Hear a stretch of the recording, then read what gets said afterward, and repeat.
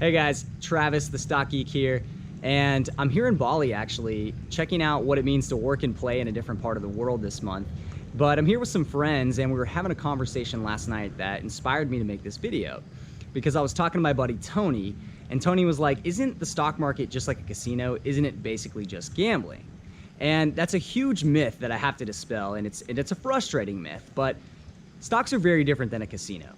You know that if you go to a casino, you're probably going to come out of there losing money, right? Some people are going to win big, some people are going to lose big, and on average, most people who go to a casino are going to end up a loser. The house has an edge. But in stocks, it's different. Stocks are, shares in companies, and companies drive economies. And we have data that shows us that stock markets generate positive returns over a long period of time.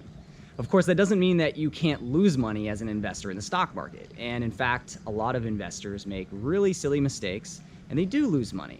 And we have down years in the stock market.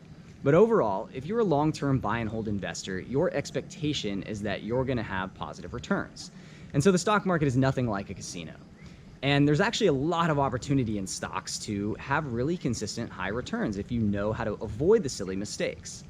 So I made a lot of silly mistakes when I was 19, for instance. I started my first brokerage account, started investing in really funky stocks. I had only 2 or 3 grand, and I thought, I've got to turn that 2 or 3 grand into over 50 grand or 100 grand really quickly, because that'll be more like life-changing money at that time anyway than, the 2 or 3 grand in the account. So I was trying to find really volatile stuff that might go up 100% in a week or two, these like trashy little penny stocks that are essentially scam companies, or making bets on some call option on a company before earnings without really having any information about, what was going to happen there, or just any real valuable things to understand. So I actually see a lot of other people making that same mistake.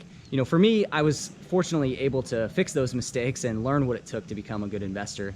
But I see buddies. I have a personal trainer friend of mine who's 30, and he's just getting into the stock market investing game. He started his Robinhood account, and he's doing the exact same things that I was doing at 19. He's trading stuff he doesn't understand, things like VIX options and speculative stuff, and it's just not the way to generate wealth over time. I get that you want to turn a few $1,000s into a meaningful amount of money where you can buy a car or a house or become really wealthy. But the best way to do that is to become rich slowly, not to become rich quick. In fact, most of the people that are selling these get rich quick schemes on the internet, these guys that are talking about turning 5 grand into $1 million in a year, they're either lying or they're just lucky. We have the studies that show us that day traders, for instance, lose money the majority of the time. Investors in penny stocks are even worse. They tend to lose money like 90% of the time. These are not the type of things that you want to be doing. And you look at an investor like Warren Buffett, right? He's the most famous investor of all time. He's a multi-billionaire, and he didn't start with a ton of capital either, but he just generates consistent returns year after year after year, and those compound. Now, I'm going to do a separate video on compounding because it's such a powerful concept, but the thing that you need to understand about compounding here is that it's the way to increasingly get higher and higher dollar amounts in your account. If you're earning 10% a year, your account is going to continue to grow, and 10% means more and more dollars every year, right? And if on top of that, you're also saving some money and putting it into your retirement account, if you're making those contributions either monthly or annually, your account is also going to be growing through that. And so your 5 grand account value at the start, 10 or 20 years fast forwarding, that could be $500,000, $1 million. Like, that can be serious money that can change your lifestyle. But it's through compounding and contributions and avoiding the stupid mistakes that a lot of investors, including myself at 19, make. And so that's what I really want you to understand. And, stocks should not be like going to a casino.